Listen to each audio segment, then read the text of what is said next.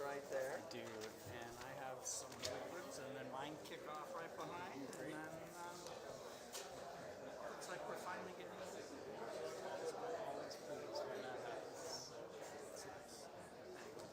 Good series. Absolutely. I'll work behind you, take over, or go do my part and then I'm Yeah, it's a little awkward to have someone lurking in the shadows. I'll just sit down. You're good. Is that on? Hey, good afternoon, everyone. Thank you all for being here today. My name's Anthony Davis, and I'm the acting dean in the College of Forestry, and it's a true pleasure to welcome you to the 2018 Starker Lecture Series. The Starker Lecture Series started in 1985. It was established by the Starker family to commemorate the lives and professional contributions of TJ and Bruce Starker. These visionary men were graduates of the College of Forestry. TJ was actually in the first graduating class in the college and became one of the college's first professors. TJ lived what he taught and began purchasing cut-over forest land around Corvallis, and in time, these became the Starker Forests, a family forestry enterprise that really exemplifies the best of private family forest operations in the state, and really nationwide, and as a model for international partners to see as well. During the last 32 years, the Starker Lectures have really challenged our thinking about a wide range of topics from the local scale all the way to the global scale. Many have been controversial, generating intense dialogues about managing our landscapes, and all have been stimulating and thought-provoking. Exactly what a university distinguished lecture series should do. So the theme of the 2018 Starker Lecture Series is What's Next? The Future of Managing for Healthy, Productive Forests. This is a critical thing to talk about because the future is unknown, and we strive every day to make the best decisions we can with the information that we have access to, whether it's about forest management, education, or policy. And we strive to see how this impacts our lands and our communities now and into the future. It leads us to ask, what will the forestry world look like in 30 to 40 years? The 2018 Starker Lecture Series will explore this topic with leading thinkers over this series. The series, we're asked to consider what are the economic, political, technological, and ecological future conditions that we're looking at. How can we prepare for those conditions with the decisions we make today as it shapes generations to come? So it's my pleasure to welcome Brad Winthrow Robinson. He's the member of the Starker Lecture Series Committee. He's an OSU Forestry and Natural Resources Extension agent, and he will introduce today's speaker. Brad, come out of the shadows. I'm out of the shadows, yeah. Thank you. Okay, well, thank you, Anthony. It's really great to be part of the Starker Lecture Series and get a chance to engage folks really in the forefront of forestry. And today is another great example of this. Today's lecture is entitled Forestry in the Age of Artificial Intelligence, and will be given by Zack Parisa, who's president and co-founder of Silvia Terra. Parisa is a forester and a biometrician by training. He got his BS in forest management from Mississippi State University and an MFS from Yale University. Zack embraced the challenge of a technological future and spent the past 10 years helping forest managers acquire, organize, and analyze information about their forests. He developed and patented a process which uses remotely sensed imagery to make forest inventory far more efficient. Silvia Terra provides forest inventory for many of the largest timber-owning companies, NGOs, and government agencies in the US and abroad to inform their land management decisions. Silvia Terra focuses on developing tools to extend better data to make better decisions in the context of the practice of forestry. Visiting with Zack, I know he's been spending a lot of time thinking about the future of forestry and the role of technology. So it is my great pleasure to introduce Zack Parisa. There he is.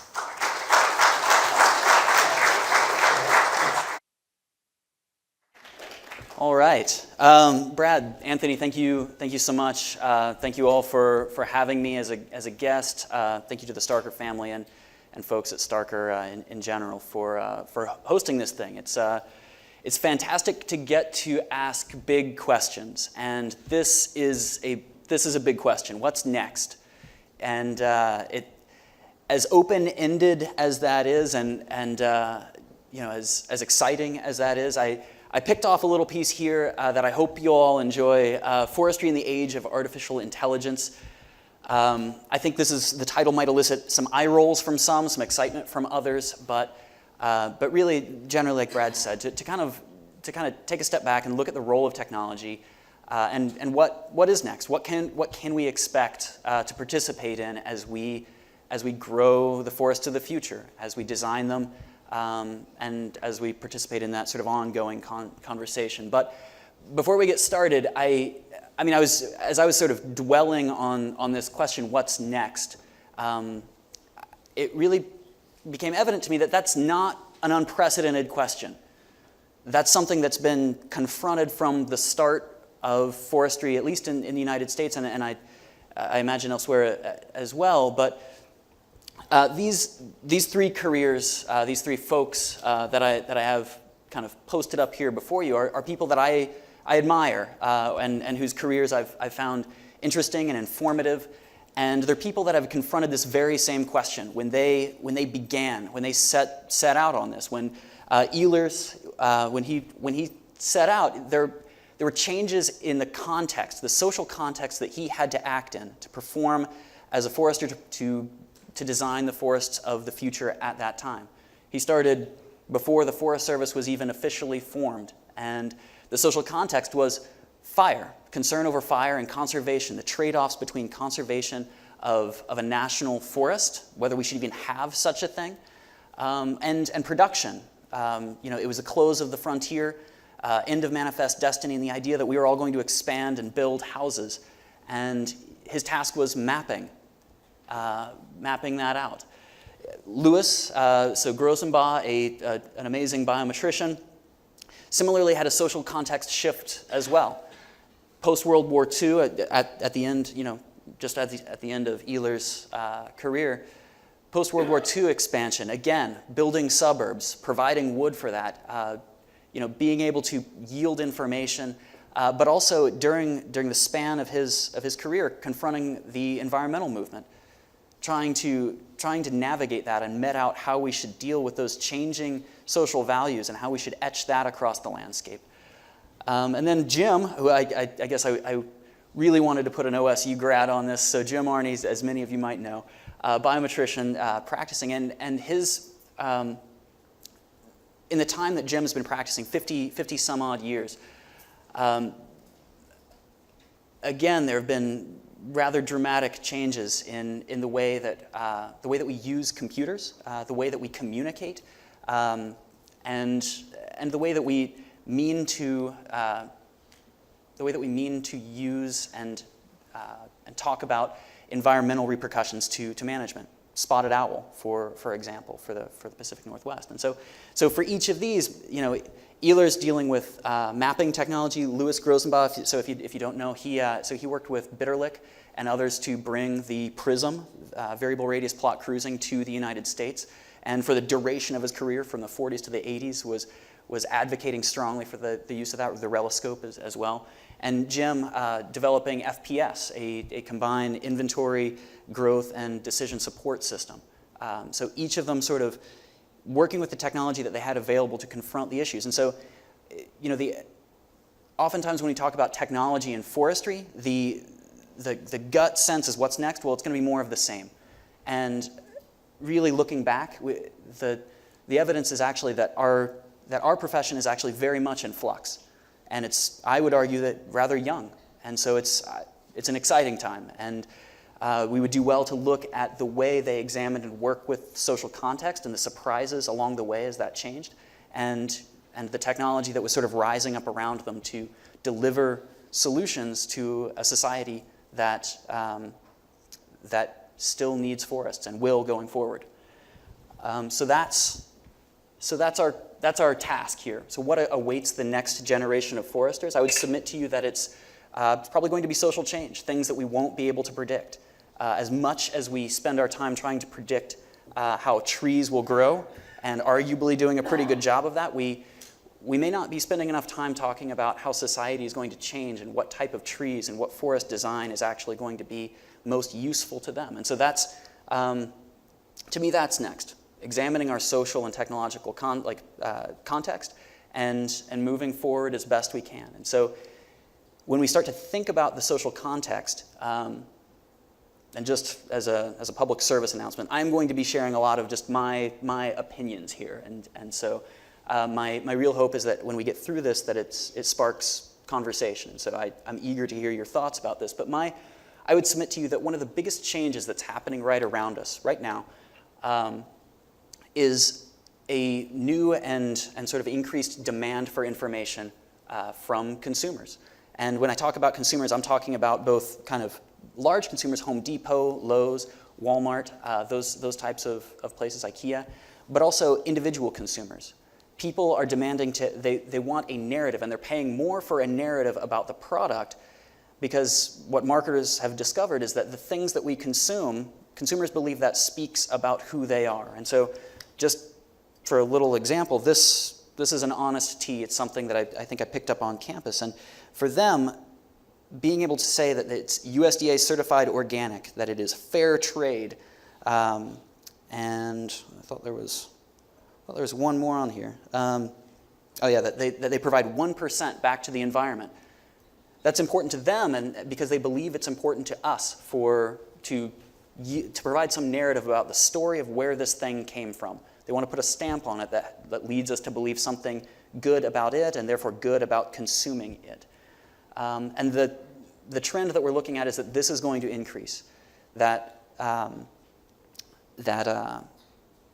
retailers, that manufacturers are going to demand more information that they then want to pass on and connect to the product that they're actually creating, which we might also refer to as corporate social responsibility.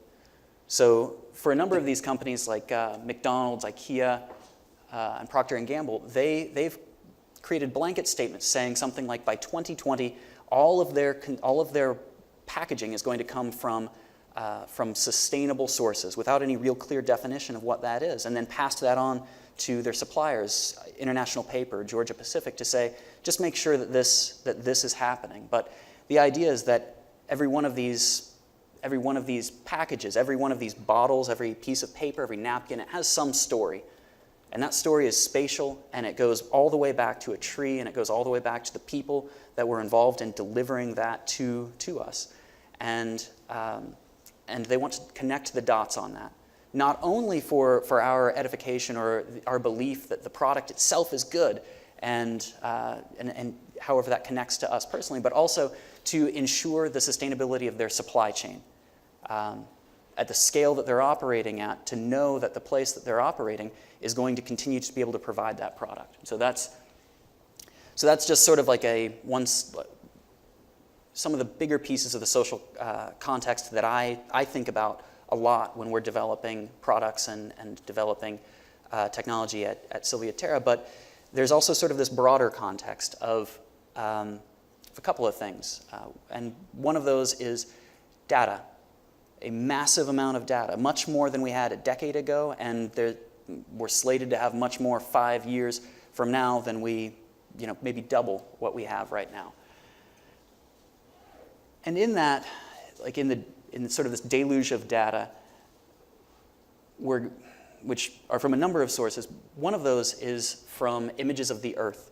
And while we started to have those with as far back as the 60s and 70s, Planet Labs, which is a company based out of San Francisco, or now called Planet, has a constellation of well over 30 microsatellites that collect 4-band, 4-meter imagery of every stitch of the Earth near daily.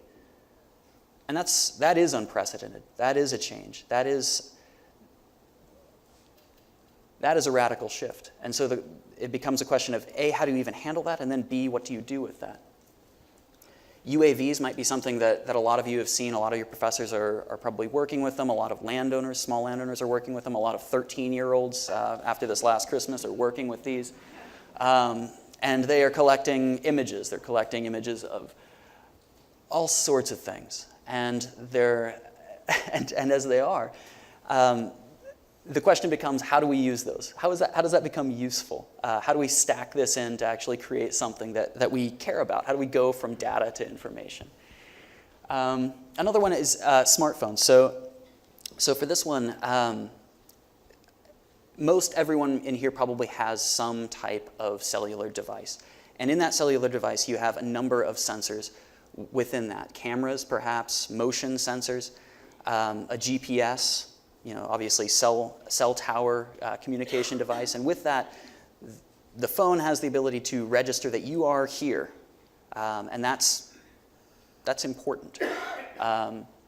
We're also able to input information manually or connect it by wirelessly to other sensors. And so it's becoming much easier to start to collect and pool this information. Another one that I would be, I guess, remiss to fail to talk about is LiDAR. So If some of you are familiar with linear LiDAR, things, we've been seeing images not dissimilar from this for the last 15 years, perhaps. I worked with this in undergrad to some extent. But this image, I believe, is from Harris Geospatial, and for them, while we can look at this and we see a forest, we see trees here, it's possible because they have so many points that they've collected. They're now able to fly at 20,000 feet and collect somewhere around 300 to 400 points per square meter, which again is unprecedented. It's much cheaper than it was before, and it's much more perhaps informative. So again, this is all just kind of building into the stack of data. Hyperspectral is much the same. So if I were to toss in planets data with this to say it's multispectral, we're getting incredible depth of information from the sensors that are flying on these platforms, whether satellite or airplane or UAV or otherwise, snapped with your cell phone. Radar is another piece of information that we're working with. So Sentinel-1, which is flown by the the European Space Agency, collects imagery through clouds and at night about once every 12 to 14 days. And with that, you can get, relatively easily recover things like change detection or growth. You can recover things like biomass. You can recover variables like diameter distributions. And so, again, these are, and it's free to use. So the price is right as well. So depth of data, it's becoming less expensive, higher resolution, higher frequency. And again, like when we start to pair that with things like the fact that the credit card company knows that I purchased an honest tea at a certain address at a certain time. You combine that with the cell phone information that we talked about before about, that we all are here in this room. We must have some interest in either forestry or AI or what's next or whatever. And you're starting to pool enough information that perhaps somebody, if they were sit down long enough, they could mine through all of that and say something about what one individual in here might believe. They could infer something about you or your preferences or me or my preferences from that information. Or similarly, if you were to collect all of the information about where the silica for this glass came from, where the tea leaves were grown, if we were to track all of that down, it would take us an immense amount of time, but also would be sort of difficult to arrive at an answer about whether or not we felt good about that. And so big data is great, but it's not that useful if you're sort of stuck working with the information yourself. And so that brings us to the next sort of critical shift in technology, something that makes the context right now different. And that is the prospect that any one of us for a few bucks right now could rent a supercomputer. When we first started Silvia Terra about 8 years ago, I could run, and we do inventory with this big stack of information from some of the sensors that I just shared with you there. I could run about 5 acres in our analysis in about half a day on my laptop. For something around, $10, we could run 5,000 acres in maybe 10 minutes right now on things like the Amazon Web Services Cloud, Microsoft Azure, Google's cloud. There's no longer a need to be able to maintain this type of infrastructure yourself, and it's readily available to everyone. And that is different and important to consider. And so if you can collect all of this information, if we can pool all of it together, and if we can all rent a supercomputer and start to sort through it, what exactly are we going to ask of it? What are the good questions? You might be able to come up with that in terms of the social context, but we need algorithms to actually sort through that faster. And so I know the title is Artificial Intelligence. We talk about that, but for those of you that are really keen to talk about sort of the nuts and bolts of AI, I hope you're not going to be too disappointed in my definition here for the sake of moving on for this room. But I want to demystify this a little bit. It is not magic. Artificial intelligence is and sort of the subsectors of that which we might call machine learning or neural nets. In short, It's just computers doing math really fast on a lot of data. And we have to tell it what type of math we want it to do and what type of logic we're trying to work through on that. And so this isn't, we're not to sort of you might hear like Elon Musk proclaiming that we are all in danger of losing our lives to artificial intelligence. I don't know if I'm on board with that, although I have great respect for Elon.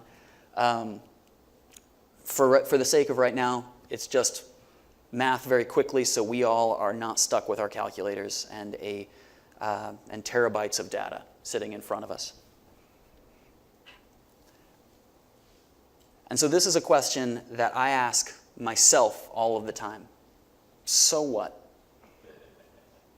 So what? So like some pretty pictures from some LiDAR data, 13-year-olds with some drones, and the credit card company knows that I bought an Honest Tea. So what? I would submit to you that these tools at this time have the potential to help us design better forests for the society that decides whether or not we have social license to practice as foresters. These can help us do better. And that's, for me, what I believe is next, at least for what I work on and work with, and what I'm most excited about. But that has not always been the case, and so I hope I could regain just a little bit of your respect by telling you that this was not the plan. When I got into forestry, I was not going to start a company. I was not going to be curled up like a slug around a computer working on data. I was going to be working in the woods. I was excited about being a field forester, and when I went to undergrad, that was my plan. I was going to get out and find somebody who would be kind enough to let me work on their property and do the best that I could for that forest. And as I went through school, I found that these tools and this information provided a different lens and provided a means to answer bigger questions. So by the time I got to graduate school, which is what you're looking at here, this is somebody still kind of smiling because they have no idea what they're up against. I wound up in Armenia, of all places, a small country about the size of the state of Maryland, with the task to help them develop management plans for small forests, sort of like what you see back behind you. And I actually just recently found out that your interim dean has been in this town. It's a little town called Margohovid. It's very small, and worked in a nursery that would be sort of straight back behind me. You can't quite see it there. It was just starting at the time.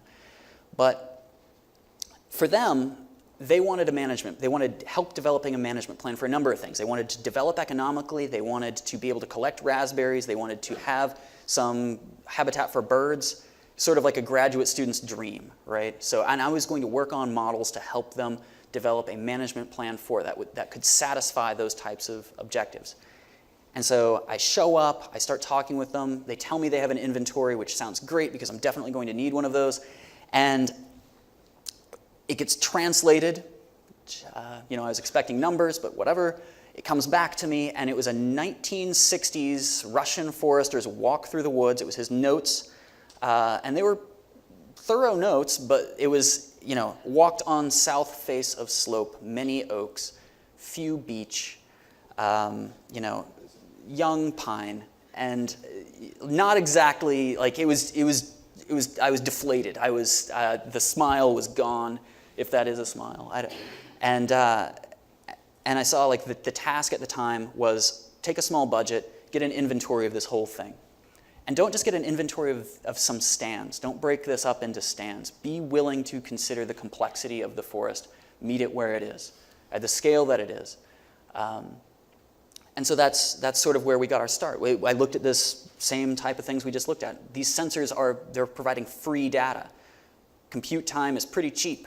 All I have to do is figure out these algorithms, the math, and maybe I can get some useful information out of this. Maybe we could work that actual information into some insights that could help these people.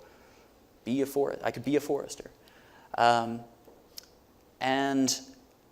it worked out. The data part, the management part, that's a different story.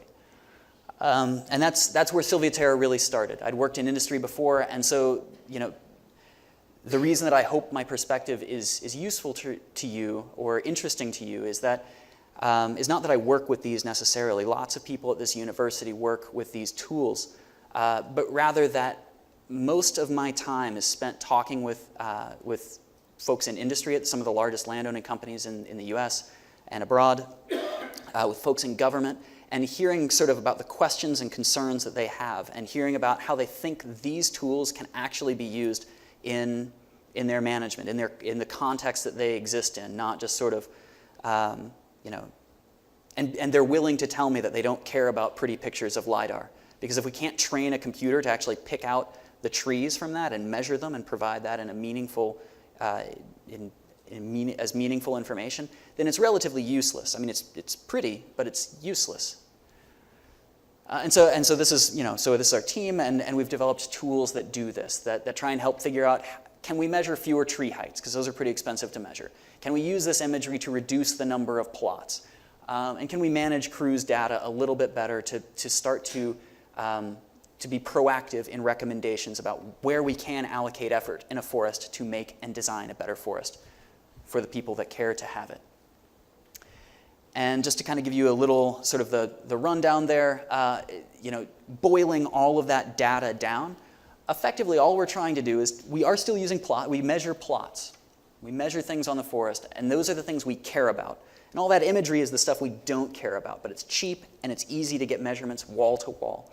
And so we do the same thing, or we're trying to train computers to do the same thing that a forester does naturally. A forester that likes to have aerial photos instead of just a blank polygon. They look at the photo and they say, I've walked all of these plots and I know that this is a blown cruise. I know this is messed up because it's giving me this estimate of volume. If you look at where all of these plots are, and it's an unbiased cruise, but all of them fall in well-stocked areas. And we look at this image and we know through our experience that some of those are unstocked and it's not picking that up. And so it's lying to us. The data is telling us something that we know not to be accurate. And so is there a way that we can use the imagery? Can we train a computer to do that systematically and more quantitatively rather than just saying, well, crap, like this isn't helpful? And the answer is yes. And so that's largely what we do. And so this talk, I think, would not be fun if we didn't start to at least, if we just talked about sort of the perspective and the context and some kind of vague references to technology, some pretty pictures. And so here's what I believe. Generally, I believe that there are going to be dramatic advances in the way that we manage forests, forest management tools. And I think of those in three categories: inventory, growth, and scheduling, harvest scheduling or planning, whatever you want to call that. And I believe we're going to have dramatic advances in all of those. And they're going to be both dramatic and fast when we look at them in hindsight, and they're going to feel exceptionally slow when we are day to day working through the drudgery of trying to figure out what actually makes sense, which is kind of where we're at. But one of those is, and so for inventory, I submit to you that it is not one piece of information. There's no silver bullet. You're not going to find it. Instead, it's that there is a lot of useful information, and we are going to stack all of it in. And we're going to learn the context of each forest, and things that are useful in Doug fir are not going to be as useful, or Doug fir outside of Corvallis are not going to be as useful in in mixed hardwoods outside of Orono, Maine.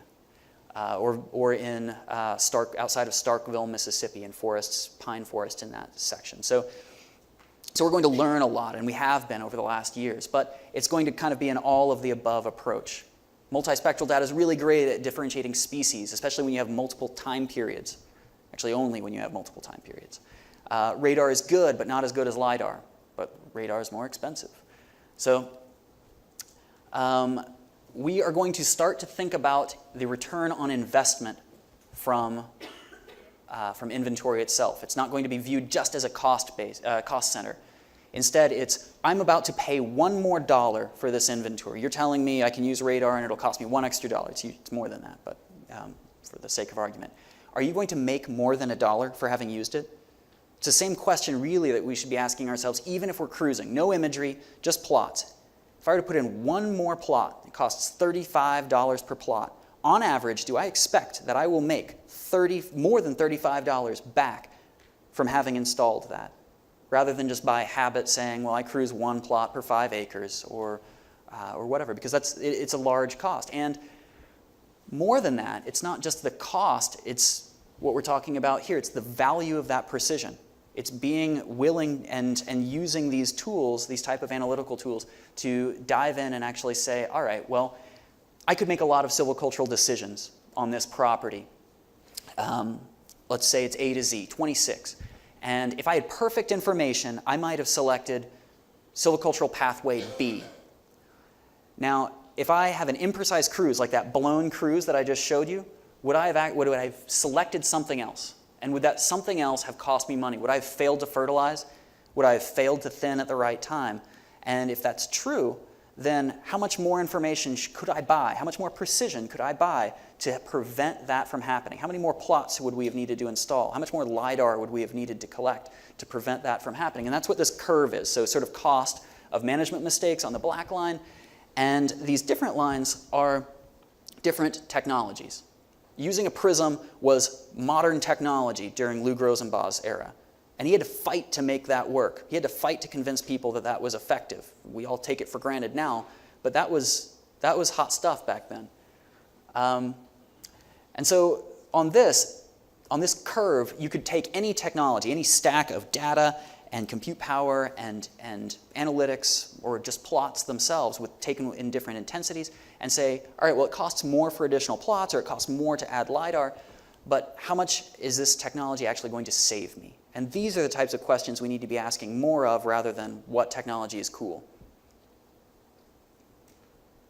Because this matters to people that actually manage more than a gee whiz factor. So inventory is going to become inexpensive. We are going to have wall-to-wall coverage of inventory for the entire US. You are going to be able to extract it with any arbitrary polygon. We could look at the inventory of Oregon today just as easily as we could look at the inventory of one stand in Oregon. It is going to be readily available to all of us and easy to extract. It's going to be updated frequently. So any plot data you collect could go towards improving it.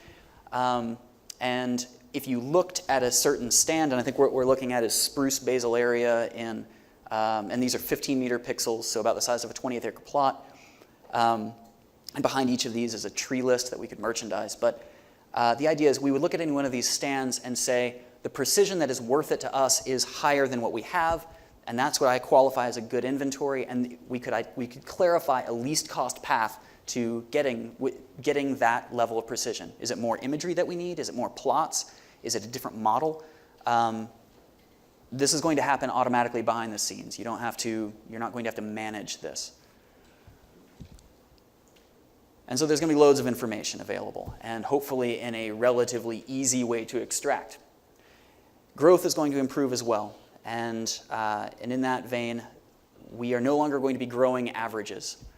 Right now, if we want to pass something to a growth model, whether it be FVS or FPS or something, we are passing the average of the plots that we get, and we are getting a number at the end, and we have no idea what the imprecision is on that estimate. How bad is it 50 years out, or 100 years out, or 10 years out, relative to what I need it to be for planning?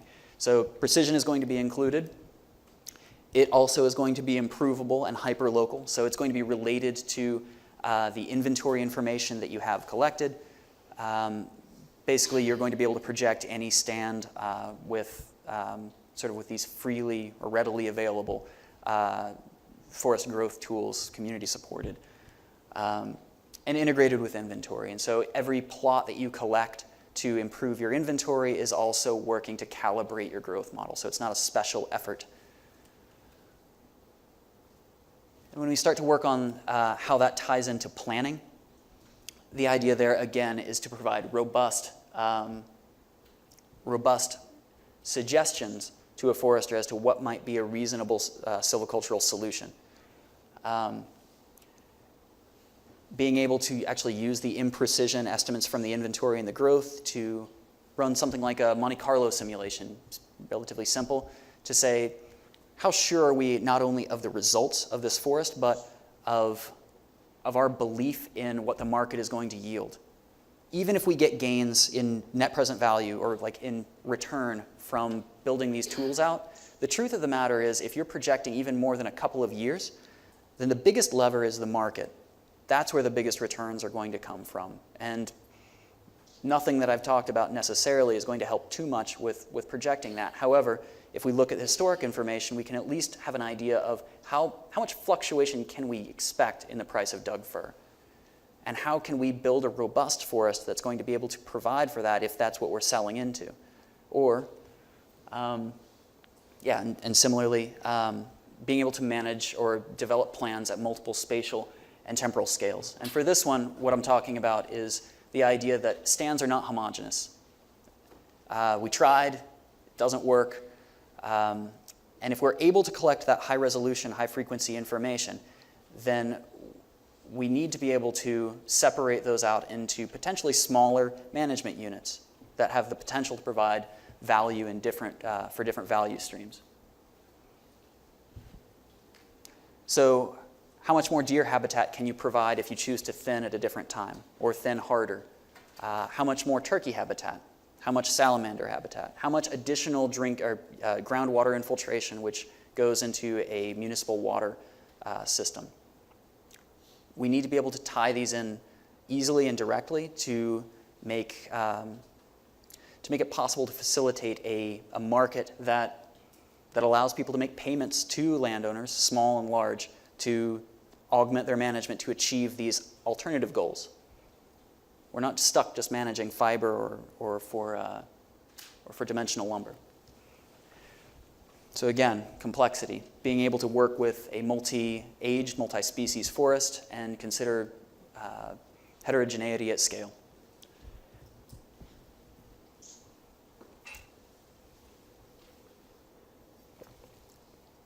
So natural capital markets exist today. You've probably heard of carbon markets, regulatory in California. These are going to change dramatically. They're going to move away from classification of areas based on based on forest type, and instead move towards quantitative assessment of yield of carbon or of habitat or of groundwater infiltration, and be able to assess risk at higher resolution. They're going to move from being subjective to objective. So third-party certification, I think, is going to go by the wayside, and instead certification is going to happen algorithmically. We're going to, by virtue of having updated inventory information driven by plot data and remotely sensed information, we're going to be able to say, well, we know generally what's going on over here. We know that it hasn't been harvested. We have an assessment before and an assessment after, and so we can make a payment to the small private landowner based on the change that either did or didn't happen on their property without having to go there and without having to pass that through through a bureaucratic process. Helps us resolve uncertainty, which I think sort of speaks for itself. And in general, moving away from the concept that for conservation you have to buy land, that the real technological innovation from TIMOs was the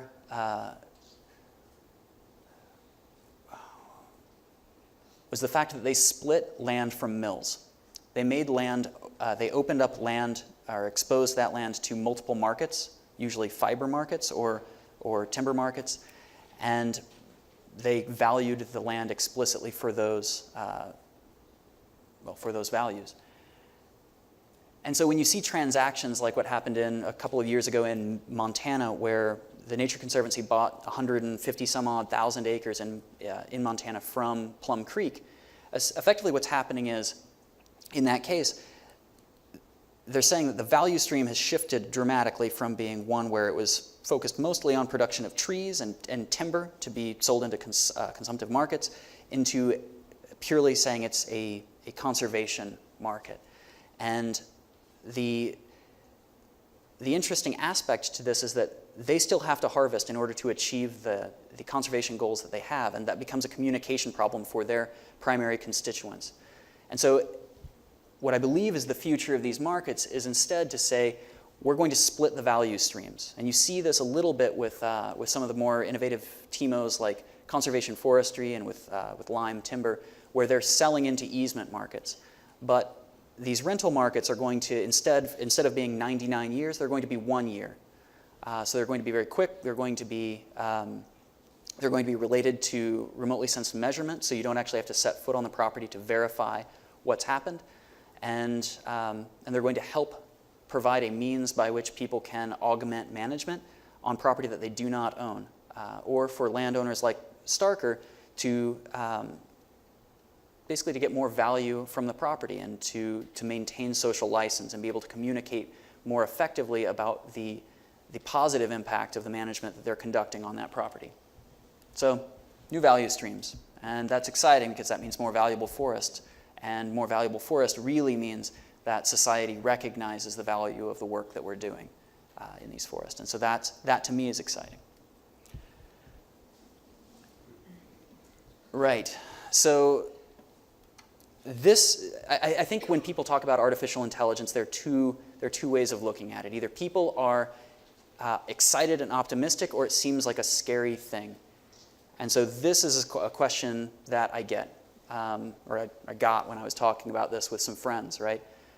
Is artificial intelligence coming for our jobs? Are we going to be replaced by servers? Like if someone else was doing this presentation 30 years from now, they would show a picture of, the three people that I had up there, maybe a picture of one of us, and then a picture of like a computer. And that sounds pretty devastating, right? Like, does this diminish the dignity of our work? That's the question that I have. When I first got into forestry, one of my professors sent me out with what he said was his mentor when he was a young forester, a guy who was near retirement age. And it was in Arkansas, and we're riding around in a truck, and he's showing me these things, and he's speaking to me about his experience managing forests. And so one of the questions I had for him was, I'm just starting out in this. I'm a young person. What advice would you give me, or would give a person like me to help? How do I do this better? How do I do this well? And his advice was, don't go into forestry. Which is pretty tough, right? You just graduated college, you think you think you're on your way, maybe something great can happen. And it was hard. And for him, his explanation of that was that he, in his time, saw the rise of growth models and planning software that he felt that superseded the belief in the forester's experience. He felt like that was where the suggestions were coming from, that was where the planning was coming from, and in his career, he had seen a lot in management, and he felt like that there was more value to that, perhaps, than what a computer could possibly yield in terms of a suggestion. And I've thought a lot about that. And I believe that's true to an extent. There is value to the experience that we have as foresters. We learn a lot by working with the land and working with the people that are affected by the decisions that we make, all the way up and down the line. But forestry actually, I think, and I submit this to you for your consideration, is actually a terrible field to rely on experience. I say that because, and I'll contrast it to something like boxing. Boxing is fantastic because when you go out and you box, you try something, and if it fails, you know immediately. Right? Like that, but with forestry, if you go out and you try something, how long does it take to figure out if it failed? How long is that circuit? To say, and even when you do, like let's say that you stay, like this person did, through the entire rotation length, 30 some odd years in that place, and you see it from when you planted, when you thinned, all the way to the end, you send it to market, could you have done it better? What did you learn? Unless there was a catastrophic failure, it's hard to say that you really learned a lot. Maybe you learned a little, but could you have done it 5% better, 8% better, the density just a little tighter, fertilizer just a little bit earlier, or not at all? And the answer is you won't know. It takes too long, and most of the time in our field now, people change jobs too often to even follow a stand through its full rotation. So I don't think that we can, and so I look at this and say, have we really lost anything? No. I think we've gained a valuable tool, and we should be glad that actually we can use the data and these tools to help us sift through this synthetic experience, through these sort of the experience of all of these measurements to help yield really, really insightful predictions about what would be the best move for us. And we can fine-tune that based on our personal experience and what we see on the ground. And so are foresters obsolete? No, absolutely not. Because what also is important here is that computers, while they're great at math, they're terrible at interacting with people and talking about real values. So when we talk about working with small private landowners, when we talk about working with people on the mill side or on the land side, those are complicated, and we don't often think about that because they're intuitive for us. Dealing with other people is an intuitive thing. I will say that foresters are not necessarily known globally as fantastic communicators, but perhaps we should focus on that. I think that is a skill that is vital and oft overlooked. So data versus values. Forestry for the future, I believe, is a focus on communicating values up and down the line so that we maintain social license. And let the computers do what they're great at, math.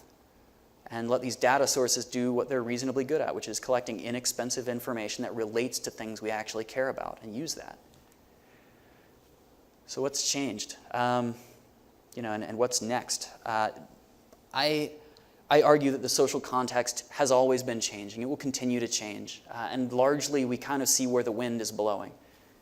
And it's not going to help us to fight it, necessarily. But you could. You can. It's tougher, though. And technology is improving dramatically. And forestry may not be driving that. I mean, cell phones weren't invented to support foresters. Although I'm told that the paintball gun was. I don't, maybe that's not true. But there's loads of technology out there that could be really useful to us in what is valuable to us, which is developing communication tools, using this data to generate insights that we can help landowners with. However, whatever scale we're talking about, small private landowner all the way up to national and global scale communication. And that's what I believe.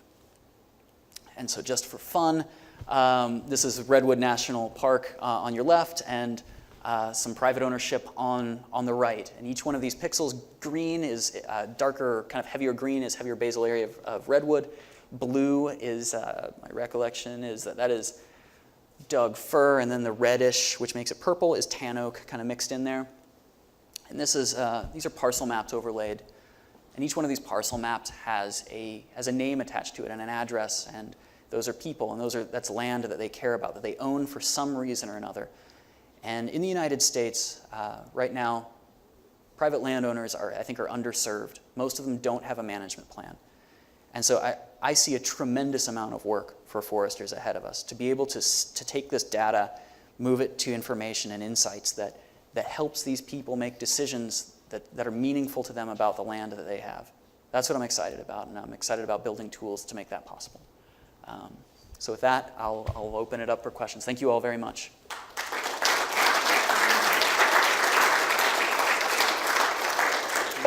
Yeah, please. Okay, so we have plenty of time for some questions, and thank you, Zack, for that. I think we should have some lively conversation.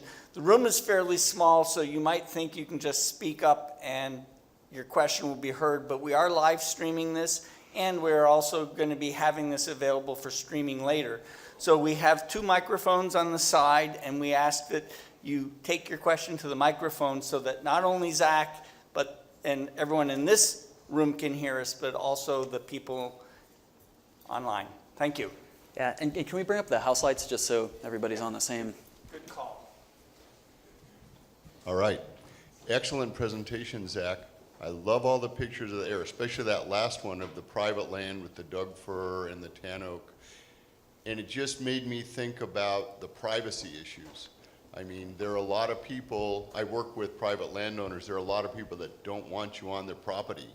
Right. And with everything available online, even Google Earth today, I mean, you could do a total inventory, you could compare what volume was there this year than last year, you could compare, did they lie on their income tax? Right. You could figure a lot of stuff with this data. So how about the privacy concerns, both the pros and the cons? Yeah, absolutely. So, it absolutely exists, the privacy concern. And like you say, I mean, with these plat maps, you can look right now at what your neighbor paid for their house and whether they paid their taxes. So it's not unprecedented that there be information about our ownership publicly available. It is disconcerting to people, but I think also heartening in a sense, because take TMOs, for example. Most TMOs don't necessarily publicly share the inventory on their property or what they paid for, or but those are held by people like the New York School Teachers Pension Fund, or there we go. There's some light. All right. Pension funds, they're held, by school endowments, people that have no idea that they actually own a forest. And so how is that manager performing? They self-report for the most part. But to be able to assess that independently, to be able to ask the question, could we be doing it better, I think actually promotes conversation.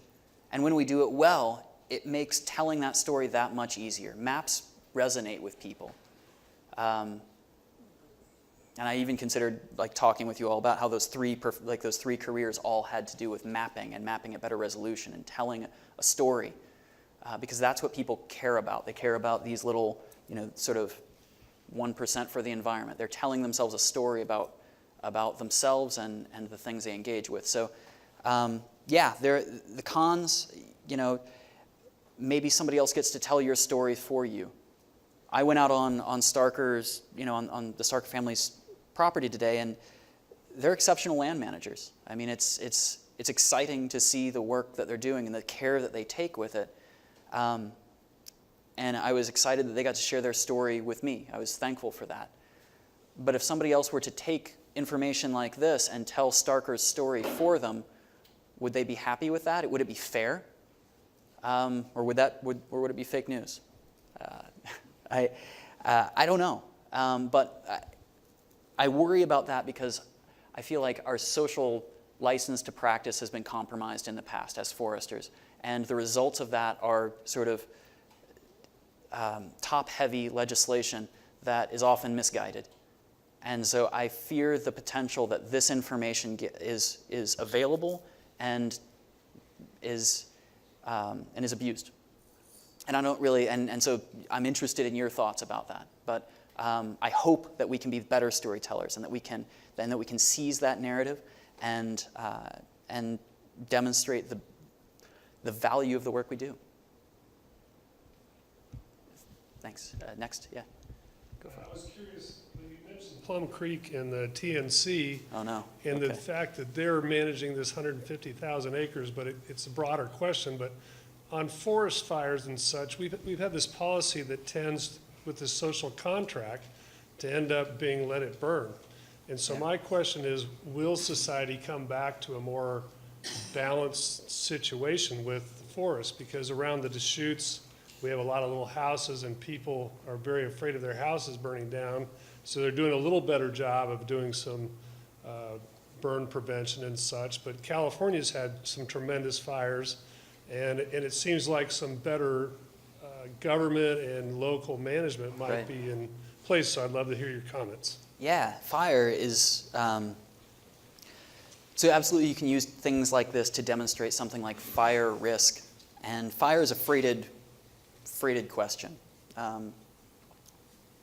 It's because it means so much to people. It means the loss of a house. It could mean the loss of habitat or a place that's their personal family land, something along those lines. And so to kind of springboard off of the response to the last question, to me it's about the reason that I think those conversations often go so poorly is that we're able to bring such little, this is gonna, I hope one of my old professors doesn't hear this.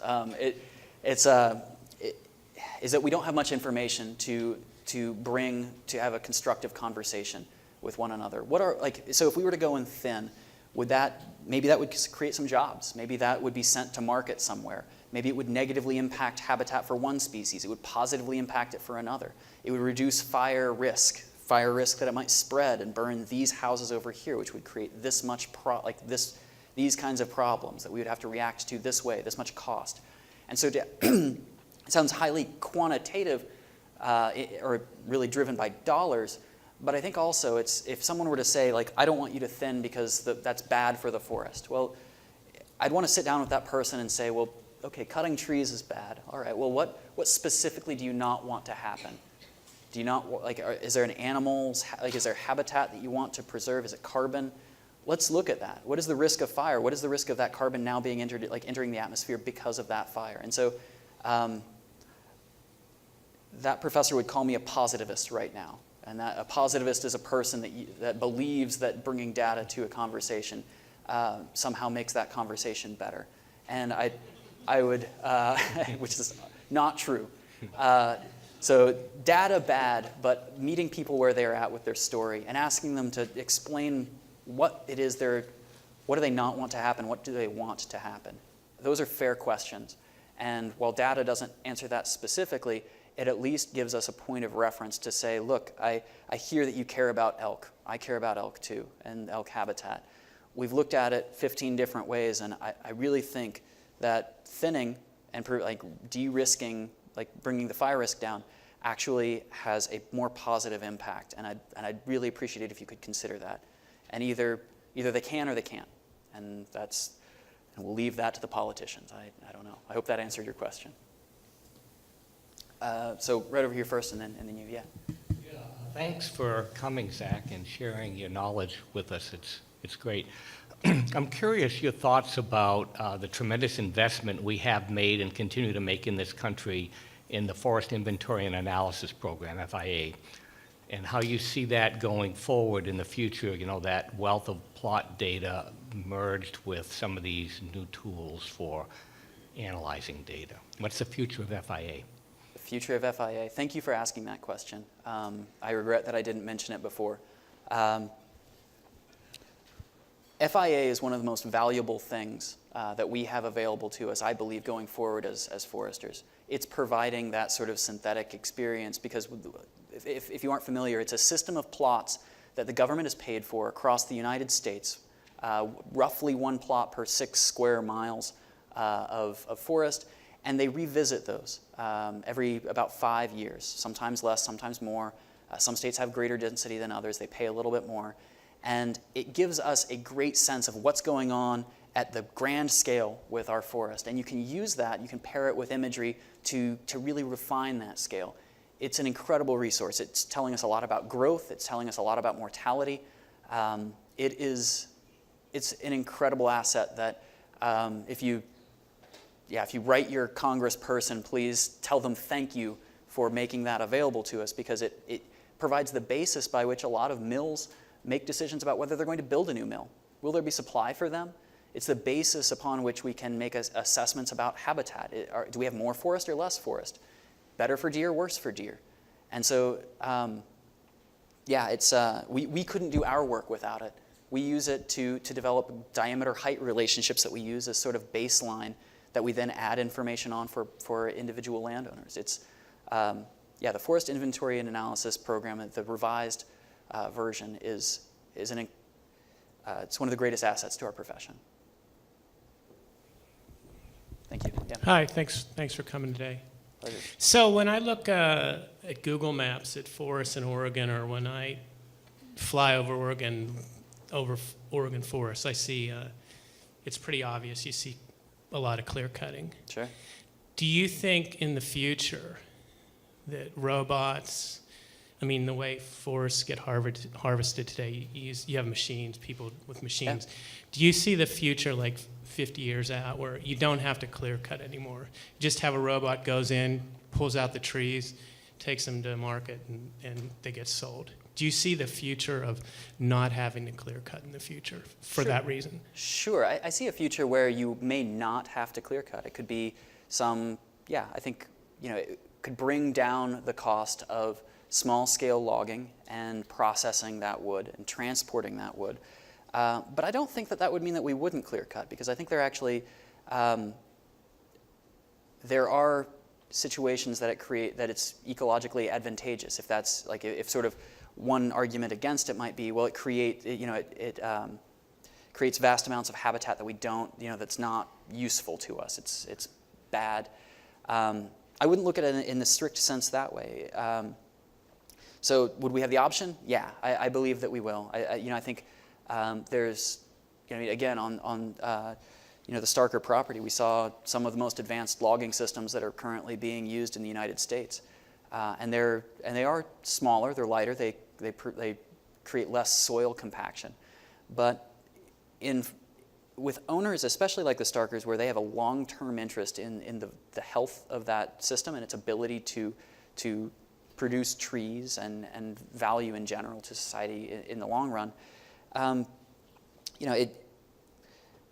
it could come to pass that their clear cut, the clear cutting sizes that they employ are smaller than most, and perhaps those would become even smaller if that was ecologically advantageous. So ecologically advantageous, recognized by society, and ideally valued, so that type of management, if it is what we want as a society, and sort of the products that would, let's say it creates better habitat for some things, but actually might reduce elk habitat because there's less open area for forage for elk. But we decide that trade-off's worth it to us. That's what we want. Then being able to incentivize companies like Starker to make that investment into advanced harvesting technology that could provide that habitat for us. So it all comes at a cost. So from the marketing point of view, if you could put on your bottle right there, let's say it was some type of forest product or whatever. Yeah. This piece of wood or this whatever it was came from a forest that wasn't clear cut. Yep. Do you think people would be into that if you could? And how would you measure that? How would you feed that through the supply chain? Yeah. So this is actually a conversation that we have with a couple of mill companies. For them, these actually are, they don't like these. These are binary. So FSC or SFI, you either get the stamp or you don't. And in certain places like Brazil, it's easier perhaps to get an FSC certification stamp than it is in Oregon, right? And what that stamp becomes is you don't get paid additional for the additional improvement in management. Let's say reducing clear cutting. We want to reduce that. We want to encourage that. And so FSC might say, well, they have a limited size of clear cut, but they wouldn't, it's just everybody, as long as they clear the hurdle, they get the stamp. And since that's different in different places, it's harder to market based on that. Like the wood itself, there's no additional price paid. It either gets into Home Depot or it doesn't. And so